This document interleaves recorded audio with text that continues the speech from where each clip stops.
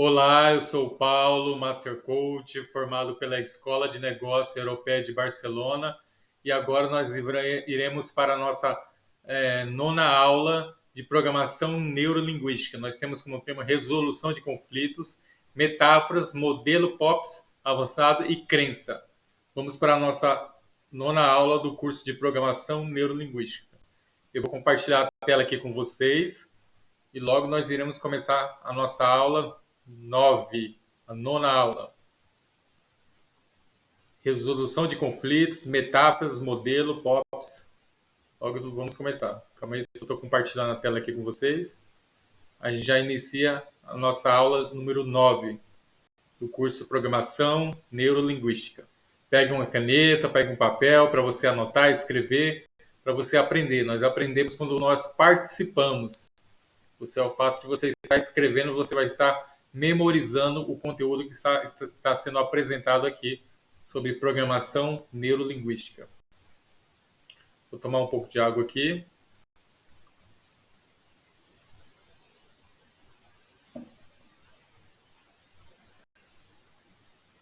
Logo a gente já vai começar a nossa aula. Vamos lá, estão compartilhando a tela.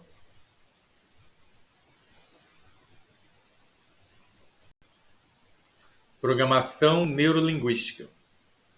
Está demorando um pouquinho aqui, mas logo vai.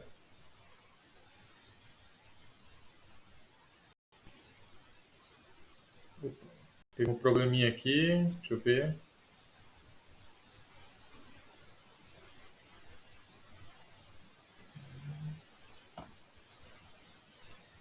Compartilhando a tela aqui com vocês. Isso. Foi, agora foi.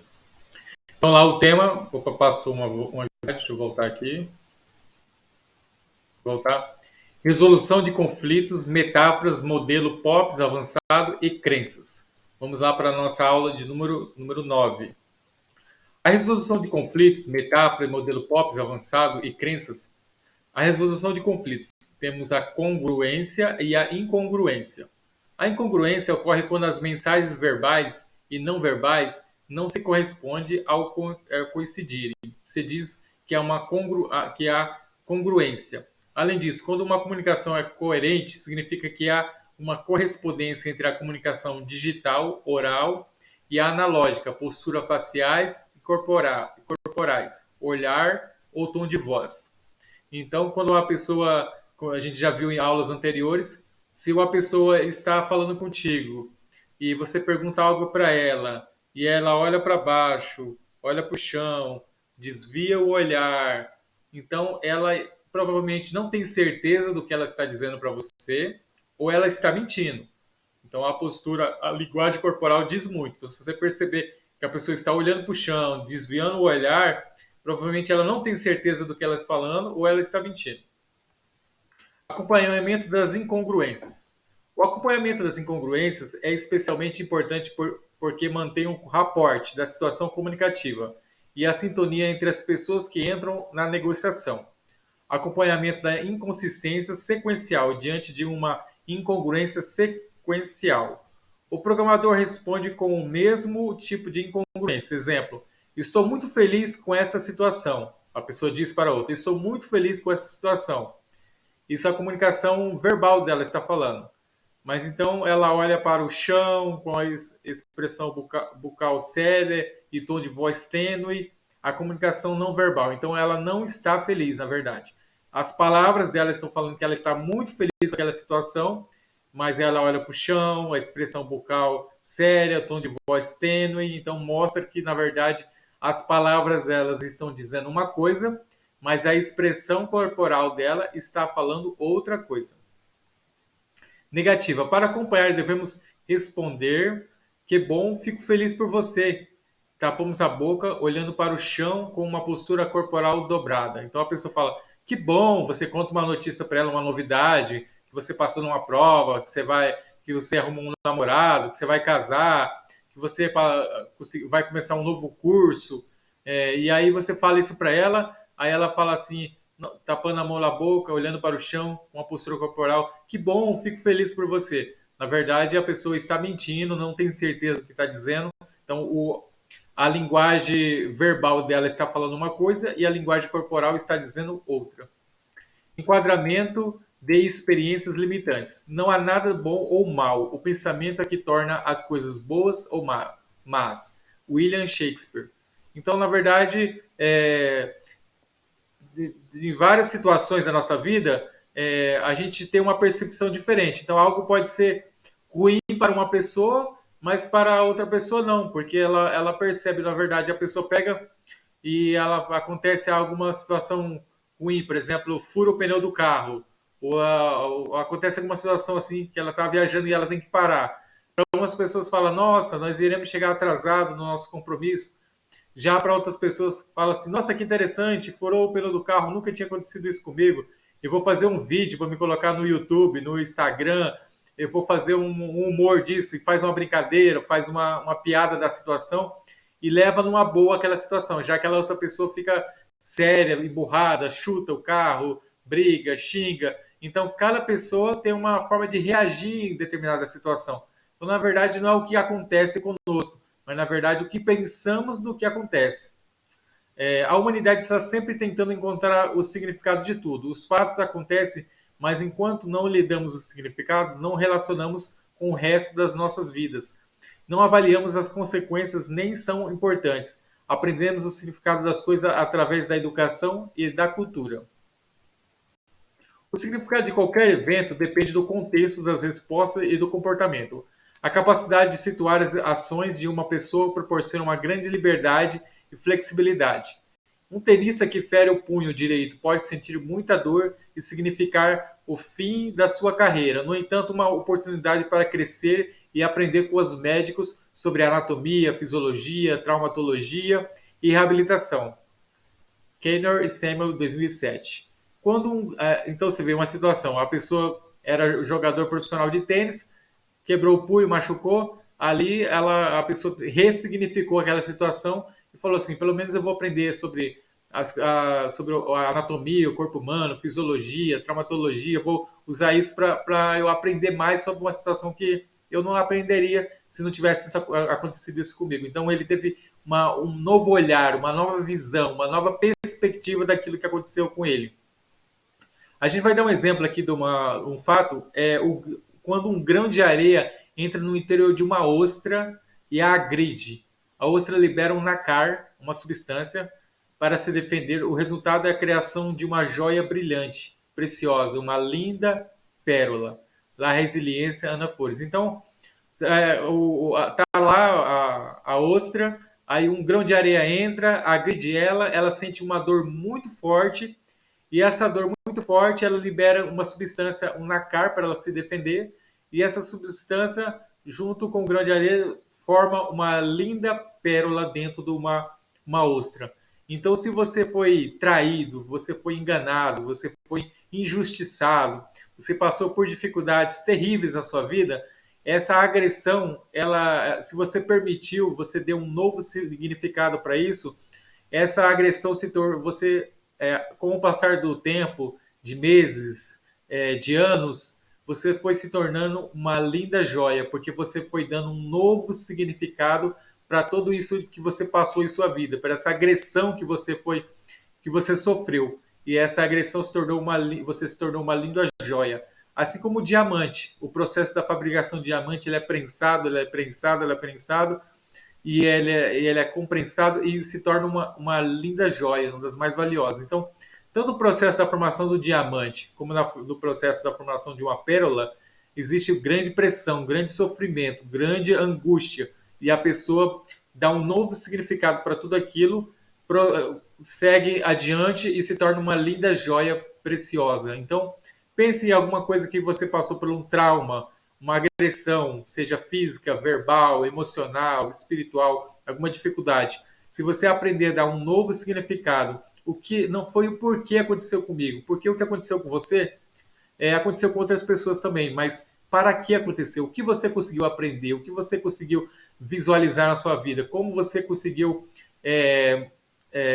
traçar novos caminhos, novas direções para esse trauma que você sofreu? Tudo isso você vai levar como um aprendizado para toda a sua vida e você vai poder ajudar outras pessoas. Tem pessoas que passam por traumas agressões e elas criam instituições de caridade, filantrópicas, ela faz projetos sociais, ela ajuda pessoas, ou mesmo ela aplica na sua profissão como um grande aprendizado para ensinar outras pessoas, né, nessa área que você atua. Principalmente nessa área de coach, programação neurolinguística, se você é um líder, se você é um psicólogo, um terapeuta, tudo isso que você passou, você talvez fez o curso de psicologia, psiquiatria, porque você passou por algo que você sofreu na sua infância, na adolescência, você falou, eu quero ajudar pessoas como eu precisei uma vez de ajuda porque eu passei. Então, tudo isso você pode dar um novo significado para tudo isso. Como resultado de uma linda pérola, vai se formando uma ostra que não foi ferida. De algum modo, não produz pérolas, pois a pérola é uma ferida cicatrizada. Então você se torna uma linda joia, porque essa ferida, com o passar do tempo com o passar do tempo, ela vai doendo muito, dói bastante essa ferida, você sofre, você chora, você passa por muitas dificuldades até você aceitar, você dar um significado. Mas no final de tudo isso, quando vem uma cicatriz e a cura, você se torna uma linda joia, aonde você vai poder ajudar muitas outras pessoas que passaram por situações parecidas com a sua. Metáfora Dietz, 1976.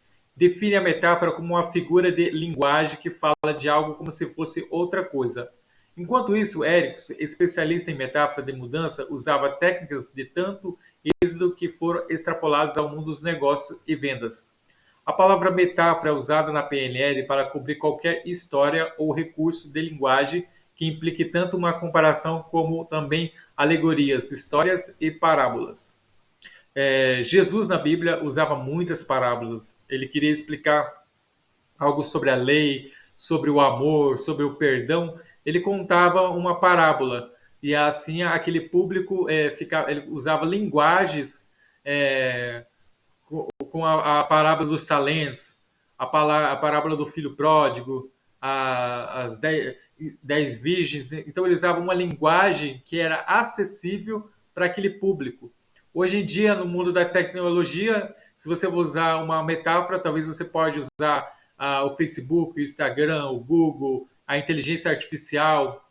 Você vai usar uma linguagem que você consiga atingir o seu público através de uma metáfora, parábola, uma alegoria para você contar uma história, mostrar um conceito importante através de uma parábola. É um recurso muito importante para você mostrar a importância daquele conceito, deixando de uma maneira mais acessível para o seu público.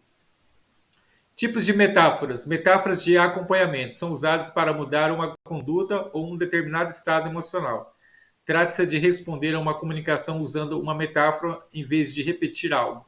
Seu principal objetivo é conseguir enfatizar e sintonizar com uma pessoa. Metáfora de mudança supõe responder uma comunicação com uma metáfora orientada claramente para a mudança.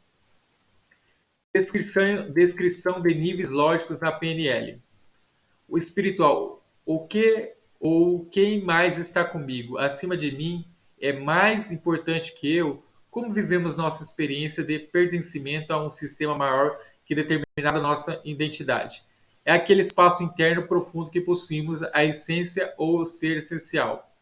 Quando você faz parte de uma família, você faz parte de um grupo. Aquela família tem o marido, a mulher, os filhos, o pai, a mãe. Então, ali tem um grupo, você pertence. Nós temos essa necessidade de pertencimento. Quando você faz parte de uma religião, ali existe um pastor, um líder espiritual, os anciões, existem departamentos dentro dessa organização e você quer fazer parte daquilo. Quando você faz um trabalho social para ajudar moradores de rua, ou um trabalho para você fazer um trabalho para ajudar as pessoas, você também quer fazer parte de um grupo a qual ajuda as pessoas. Então, nós sempre queremos fazer parte de um grupo. Mas acima de nós, quem que tem? Se você acredita em Deus, você acredita que existe o Deus Pai, o Deus Filho, o Deus Espírito Santo, nessa questão espiritual. Agora, se você não acredita em Deus, você talvez acredite que existe um design inteligente, você acredita que existe uma pessoa que talvez criou a Terra e deixou ela ali e não se importa com o que está acontecendo na Terra, ou você acredita na evolução, você acredita no universo, na lei da atração, em alguma coisa superior.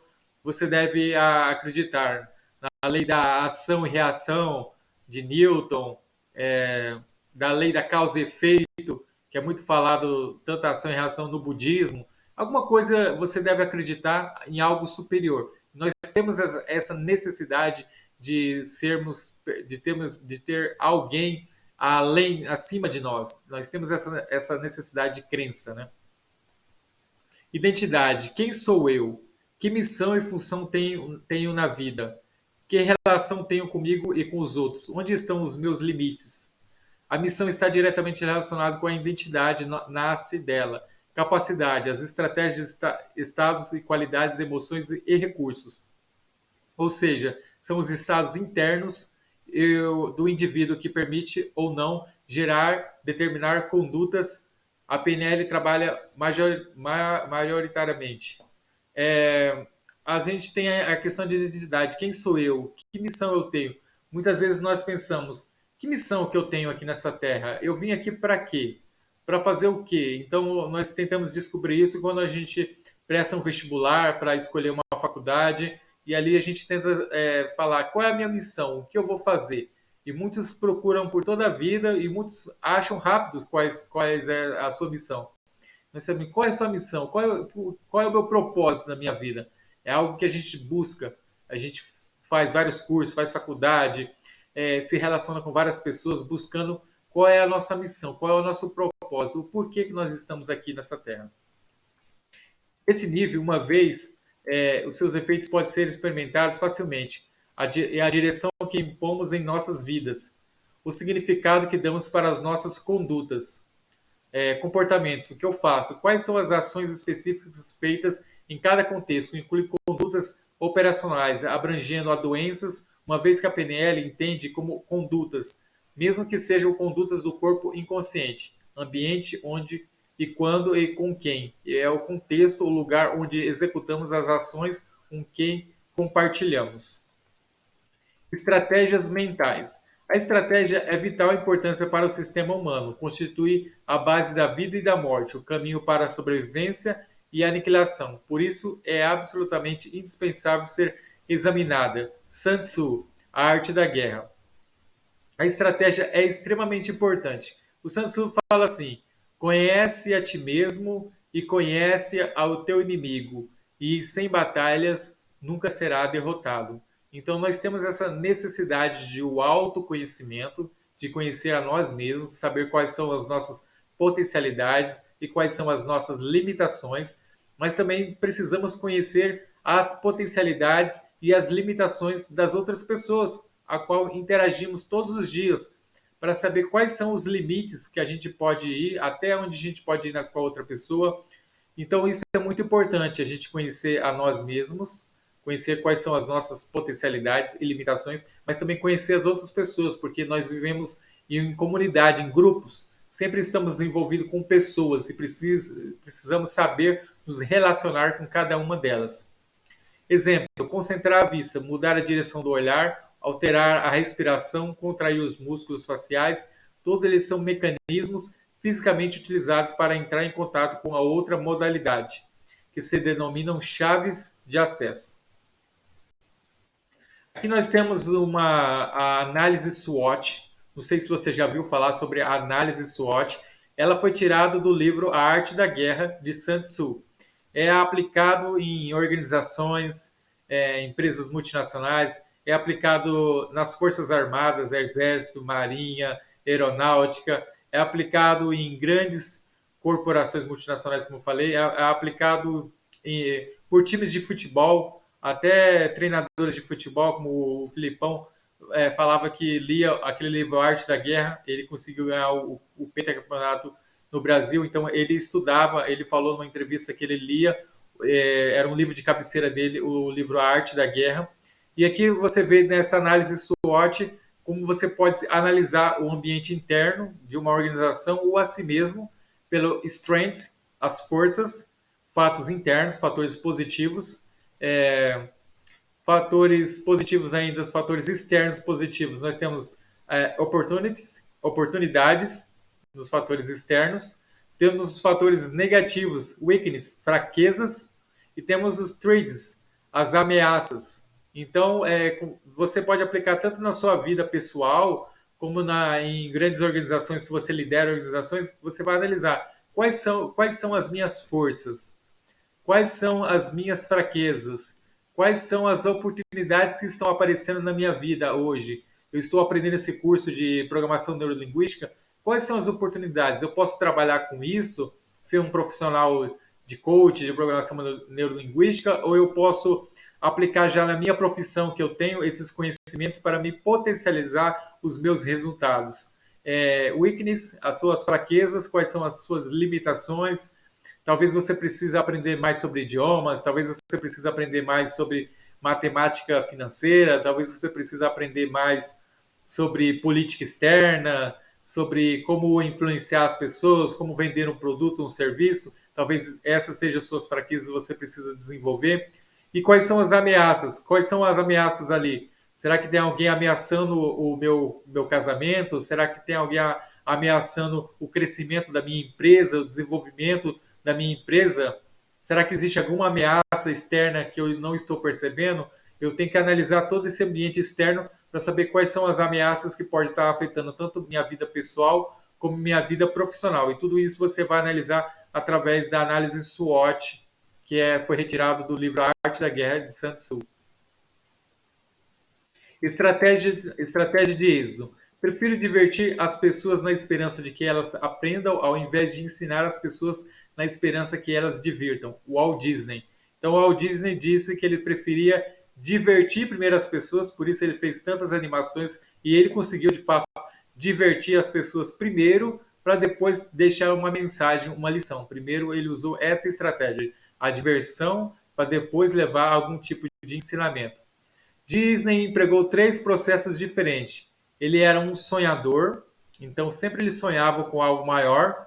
Ele falava que ele gostava do impossível, porque a concorrência lá era menor. Então ele era um grande sonhador, mas ele era um realista, ao qual ele analisava os fatos do jeito que eles eram mesmo. Então, ao mesmo tempo, ele era um sonhador, mas ele era um realista, via qual era a realidade que ele estava vivendo naquele momento. E ele era um crítico. Então, eram os três pilares que ele utilizava: sonhador, realista e crítico. Todos que trabalham com ele reconheciam essas três posturas, mas nunca sabiam qual delas ele levaria para as suas reuniões. Conhecer e aproveitar nossas emoções, reconhecer a emoção, diferenciando de outros comportamentos, analisar, compreender e detectar a razão pela qual aparece, embora muitas vezes seja impossível mudar e aprender a gerenciá-la. Compreender as emoções dos outros da mesma forma que detectamos e analisamos e compreendemos a razão pela qual aparece uma emoção própria. Podemos extrapolar para outras pessoas. Assim, podemos prestar atenção aos sinais que expressam certas emoções, reforçando empatia, incentivando a criação de rapport. Vamos falar sobre crenças. O homem é aquilo que acredita ser. Anton Terkoy. As crenças capacitadoras. Elas nos ajudam a ter mais consciência das nossas próprias qualidades e melhorar o conceito de autoeficiência, equilibrando a razão e a paixão. Isso é aspectos racionais e afetivos da nossa personalidade. As crenças limitantes são frequentemente acompanhadas pelo uso da linguagem específica através dos adjetivos desqualificados. Eu não posso, eu não serei capaz, eu nunca vou conseguir, além de utilizar raciocínios errôneos. Exemplo do raciocínio errôneo: se ninguém me chama é porque eu não mereço, eu não sou digno de afeto dos outros, eu não valho a pena. Se ninguém te chama para fazer uma palestra ou para trabalhar em um local, então você tem o YouTube, você tem o Instagram, você tem o Facebook. Comece a gravar os seus vídeos, vender o seu produto e vender o seu serviço pela internet. Se ninguém te dá uma oportunidade, hoje nós temos a internet, temos a oportunidade para todos. Crie a oportunidade. Comece a oferecer o seu produto, comece a oferecer o seu serviço, comece a oferecer aquilo que você sabe nas redes sociais, e assim você vai criar a situação. Então você vai tirar aquela crença limitante por uma grande oportunidade. Já que ninguém te deu oportunidade, você está criando uma oportunidade para você. Agora vamos falar dos níveis neurológicos. O nível neurológico começa pelo ambiente, que é o mais básico, depois vai para o comportamental, depois vai para as capacidades, o que fazemos, depois tem as crenças e valores, por quê, para que fazemos, tem identidade, quem faz, e o espiritual, quem mais faz. Então, existem níveis e nós iremos evoluindo nesses níveis até você chegar nas suas crenças, na sua identidade, até você chegar no seu nível espiritual. Então, nós temos um desenvolvimento que nós vamos crescendo a cada dia até nós chegarmos nesse nível mais elevado que é o espiritual. E, na verdade, todos esses níveis nós iremos desenvolver e aprimorar por toda a nossa vida. Então, nós terminamos a aula número 9 de programação neurolinguística. Eu deixo meu abraço, fique com Deus e até a nossa próxima aula.